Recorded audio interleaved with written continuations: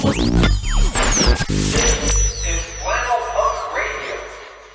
you for tuning in to Flannel Punk Radio. I'm your host, Corey Milton. Today's interview is going to be from the band Retirement Party.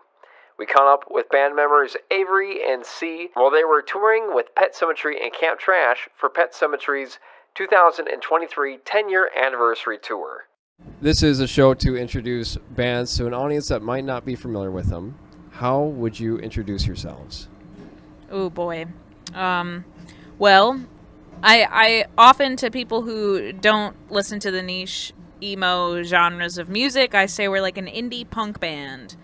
Kind of pop punky, but also a lot of just indie rockish vibes in there. A little bit of emo, but a lot of people, we don't sound like My Chemical Romance, so to many people that means nothing. Like, yeah, it doesn't mean anything to me. I don't know. That's good. That sounded good to me. Yeah, pop punk too. I'll just say pop punk. You guys split last year. Yup. Sure did. What have you guys been up to since then? Working jobs, just kind of chilling. Just the original lineup of the band kind of just decided they didn't really want to do this anymore. The pandemic kind of happened, and we'd been a band for 5 or 6 years, and people's lives were going in a different direction. So at that time, we just kind of decided it was best to kind of cancel the plans for now and take a break. It was technically an indefinite hiatus, but it was definitely perceived more as a breakup. But yeah, I didn't want to stop playing music, and neither did C. So when presented with the opportunity to come back with our friends Pet Sematary, it was kind of a no-brainer. Yeah. How did they reach out to you? Texted me. And just texted you, right? Yeah, because I had been there are our friends, and I was hanging out with them outside, and I was, complaining about I miss being in a band and playing with my band, and they heard that, and just reached out about this tour. And initially I was like, I don't know if we can do that, and then it just kind of became like, wait, we can do this. And they offered to fill in for our missing members for this tour as we're kind of rebuilding as a band, and so it was kind of like too good of an opportunity to say no, which I'm glad it was. Tell me about Sunglasses on a Plane. Oh man. All right, well, Sunglasses on a Plane was my solo project in high school after I quit my high school band due to creative differences. I said solo project time, and I made Sunglasses on a Plane, and the idea was kind of like I knew that I was moving to Chicago once I finished high school, and I was like, I don't want to start a full-fledged band again because we'll lose members when I move. So I thought it would just be easier to do kind of a rockin' full band solo project thing, and I did it. The songs are still on the internet because I'm not the one responsible for uploading them, so I couldn't take them down. They're still there. Go find them. But yeah, so that was my high school project basically. And when I moved to Chicago, that's what morphed into Retirement Party. But don't play any of those songs, or didn't play them after I kind of left Michigan. Talk about the C and D. Oh, yeah. So Sunglasses on a Plane. People always called me just SOAP, because that's the acronym of it. And I was like, cool, I'm gonna move to Chicago and rename the band SOAP. So I did that, and we got ready to release our first EP, and we got a cease and desist from a band called Soap from Minnesota. It was like dad rock, psych band. I don't know. And I sent it to the only lawyer I knew at the time and was like, hey, is this real? Do we have to change our name? And he's like, yeah, you do. But luckily it was before we really released any music. So the Sunglasses on a Plane turned into Soap, which then turned into Retirement Party because we threw band names at each other for 2 hours in a group chat, and that was the only one that people are like, no one was very against. So Retirement Party was. I'd like to wish there was more of a cool reason behind it, but it's just only name none of us hated. So. And how did everybody meet? Well, C and I met through some of Retirement Party's former members. Yeah. I met the other people I played with in the band kind of just by showing up to shows in Chicago. I hardly knew anyone there, and I had a lot of time on my hands, and so I just showed up at the small 100-cap venue that a lot of the small touring bands that I liked were coming through, and I ended up befriending the sound person there, who he was our first guitarist, and then it just kind of like, he's like, oh, hey, I think I know a drummer that might be interested, and all this. So it was just kind of like finding people that way, and we've cycled through some members in the last couple years, but I feel like all of them have just kind of come around that way. Like, I know someone that might be able to, play on this tour, and then... I mean, that was me. Yeah. So... Yeah. So I don't know. Not a very good, I don't know. We just met at some point, and now we're Just stuck with being each around. other. That's kind of like Chicago kind of works that way. Like, if you're going to shows, you're going to know, most of the same people that everyone else knows. Depending on, the kind of shows you're going to, Yeah, and I mean, that's how I met the Pet Symmetry folks, too, was just by showing up places and being like, hi, I'm here, and I'm Avery. And they were all nice to me, so... They were them. Thank God. Yeah. And this show is happening in Detroit. We're all Michigan people. Mm-hmm. And Avery, you're from Michigan too. Troy, I hear. I sure am. I went to spent most of my school years in Troy. Can we hear what high school? Yeah, I went to Athens. Okay. Go Red Hawks. Everyone here on this side of the interview went, oh yeah, I know that yeah. place. Well, that's cool. Yeah. So what's it like being back here when you do come back? I like it. I like Michigan a lot. Since I left so quickly after high school, I kind of lost a lot of the connections I have here, but there's still a lot of people here near and dear to me. Some will be coming out tonight, and I don't know, it's always nice coming through on tour and getting to play in front of familiar faces and in a familiar place. I got to point out all the Call Sam, Mike Morris, Jumana billboards all around here, and I'm like, yep, these are the attorneys my people. that advertise heavily in my neck of the woods. I don't know why I was so excited to show them. These are our idols. Our idols. Do you have a favorite between Lafayette and America Coney? Lafayette. Okay. Yeah. What's the difference? Not a lot. You have like to be one in better? Michigan to know. Yeah. Yeah, I don't okay. understand. I can't explain it to you. That's fine. I'm But from there where I'm is from. a difference, and you have to pick one. You have to choose one of them. Can you guys tell me some stories from your farewell tour? Was there any memorable moments that stand out? Were there specific? It was honestly a great tour. Just got a lot of love from a lot of fans throughout the years, both old and new. Just some really, it was really bittersweet. More bitter than sweet, just because I was like, oh, this doesn't feel like the end. But I don't know, it was really nice. We did a lot of the same cities that we're doing on this tour, so it's kind of funny. Our first one back is the same tour we did before. But A couple of the same rooms, yeah. which is funny, a year later. But I don't know. It's just it was really cool to get to talk with a lot of fans who have been following us for a while, and just we got some really nice notes and little things that people made for us, and it just really made me realize that this band is a lot bigger than just I am, and of course it means a lot to me, but it's crazy that it has the power to mean that much to other people too. It's a good voices tour. I like to think about Voices. different voices we do for fun on tour. We had a lot of good voices on that tour. You Do get you in wanna a show mode. us? Oh, I can't. God, I can't no. do the whistle voice. You have to be 2 weeks into tour in order to start getting you just get tour crazy. I'm not You're in the delirious same enough band, right you're traveling now. with the same Yeah. people for days and weeks on end. You and- just start to say stuff different, and that can Yeah. be fun. So no, we get no voices right now? I don't know. Chris I- does a dude, I dumb can't- baby voice that. Well, I mean, It's- I'm not gonna do baby voice into a microphone. Well, you got to here, come to a show I'll to give hear you- baby voice. I'll give you one. We have these names that we all of yeah, the yeah. fast food places have kind of different names for us. So Taco Bell is Taki Bobo. Taki Bobo. Walmart, which we go to get groceries, is Wally Momos. They kind of all follow the same format. McDonald's is Dondo's. We got Wendy's as Wendell's. That's kind I think that's it. That's kind of it. Burger King's just Burger King. We didn't come up with one for that. And that's about all the places we hit. Yeah, we could, We got to we can expand. come up with something. Yeah. With your songwriting, you have some very personal lyrics. And Yeah. it sounds almost like an inner monologue, or like I'm reading out of a journal. Yeah, what's wrong with you? Could you talk on that a little bit? Yeah, I mean, I very much write stream of conscious lyrics wise.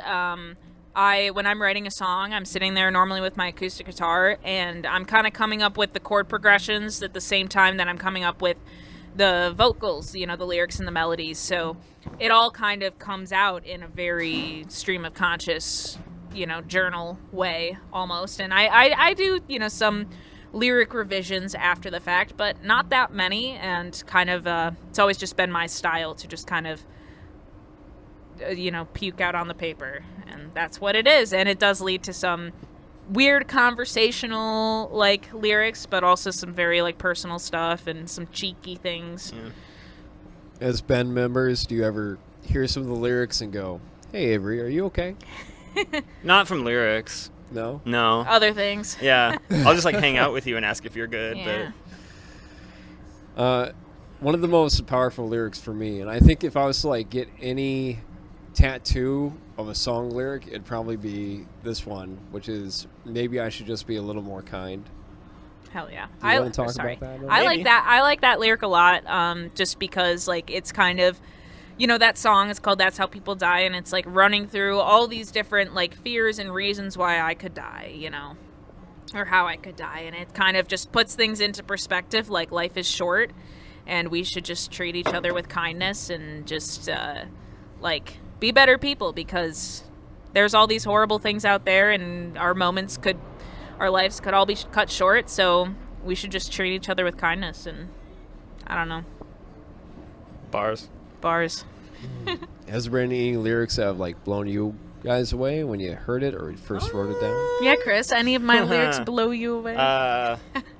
What's Not one of off my the top favorite of my lyrics? head, I really honestly. like, it's not Hate like to a diminish you. specific lyric, but I really enjoy the lyrics on the song Runaway Dog off of our 2020 record.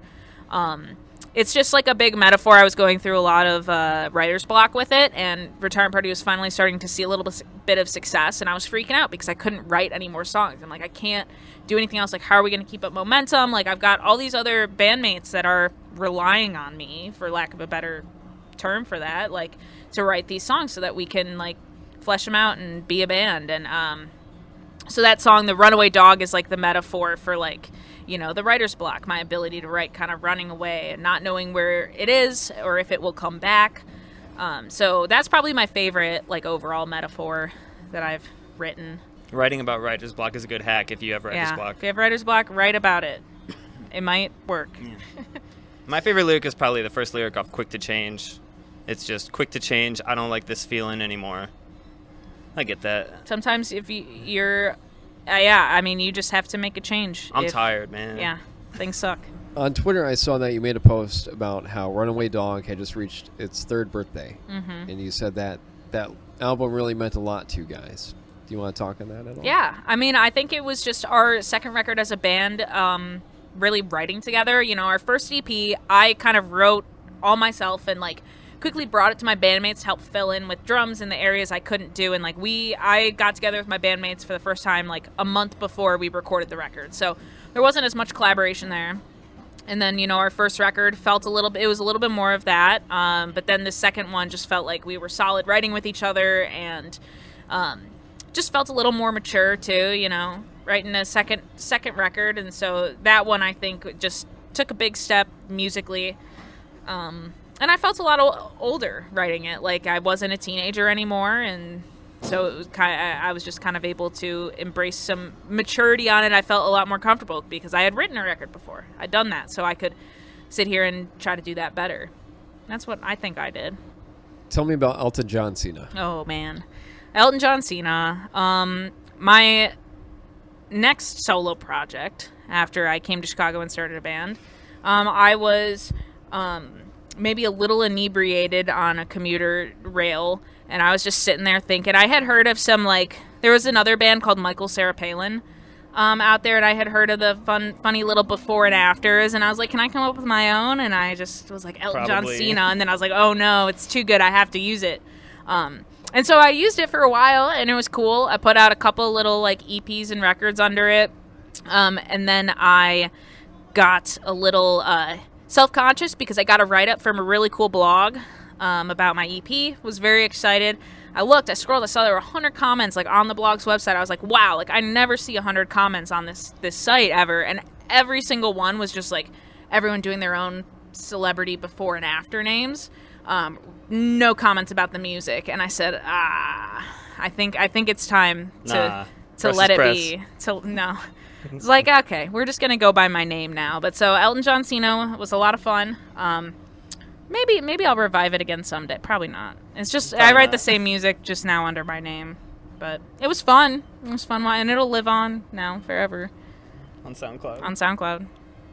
Sounds like you guys are ready to start making more music. Are you getting any closer to finding a band? I would say so, yeah. We're getting closer. We're probably going to write a record, the two of us, before we, flesh out stuff with either more permanent members or fill-in members. It's just the two of us have very similar minds when it comes to music. We've collaborated before. C was added to the bands before our last EP that we put out last year. So that was really the first music that we had written together. But it feels good. Solo stuff together too. Yeah, just, we've done some solo stuff, but so we're excited. C just moved back from Philadelphia. Yeah. I lived in there Philly for a year after we broke up because I dealt with it well, but I'm back now, which will make it easier. Yeah, so we're looking forward to writing. I'm taking the LSAT next month. I work for music lawyers, and that's kind of the job I've had for the last 2 years or so, and I really enjoy it. And so once I'm focused on studying for the LSAT while I'm on tour, really smart. But after I take that, I'm like, all right, let's just hunker down and write a record this summer. So I'm excited for that. What advice do you want to give to young up-and-coming artists? My thing is just get out there and do it. Be annoying. Throw yourself in places. I showed up at the same venue in Chicago 5 nights a week sometimes, and I was just there, and I was maybe a little annoying, but hand in hand with just being around and meeting a bunch of people, and then making sure that I played shows and then showed people hey, I can do this too. They're like, all right, I've seen her around a lot, and music isn't half bad, so cool. I mean, it's really just putting yourself out there in whatever ways you can, whether it's just releasing music, which is easier now than ever, and then just big thing about playing shows. Played a lot of shows. Retirement Party was kind of built on touring. We were lucky one of our members had a van, and we were kind of able to hit the road immediately, and I think that helped us get a lot of fans outside of our city. So, it takes a lot of work, but just doing things, not sitting here waiting for an opportunity to come your way, because you're more likely to get an opportunity to come your way if you're just already doing it on your own. DIY, baby. True. I don't know if I have any advice. I don't know if I'm the right person to be giving people advice. Aim high. Try. I would say my advice would be try. It's refreshing to hear people who you can hear that are trying. I don't know. I might just be a grumpy old man, though. What bands and songs should I play next on this radio show? Ooh, okay, so... Big Songbirds Don't Cry by Superviolent. Yeah, I know Pet Sematary talked about Superviolent. We are big Superviolent and Sidekicks stands over in the van that we're currently all traveling in. One of my favorite bands that has been kind of coming up, they're putting out a record this June. They're called Geese. They're from Brooklyn. And their song, Cowboy Nudes, is very good and appropriate, despite the name. But they're just a really cool band that I feel has been...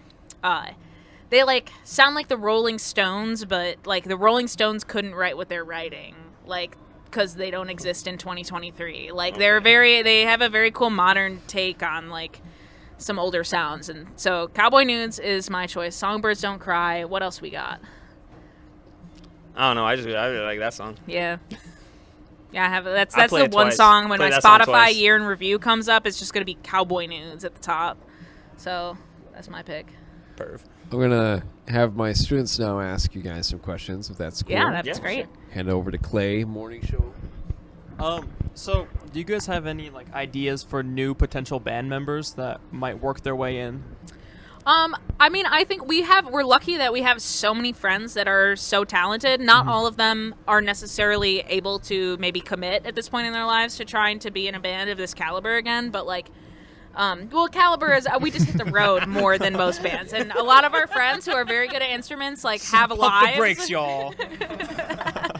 Have lives and jobs that, don't allow them to do this type of thing. So we're lucky we're surrounded by so many great musicians. So when this next record comes around, we are going to just, use our friends that we have around us and collaborate with those people, and we'll eventually probably fill out more of a lineup, but we're lucky that we don't have to be super strict with that here at the start.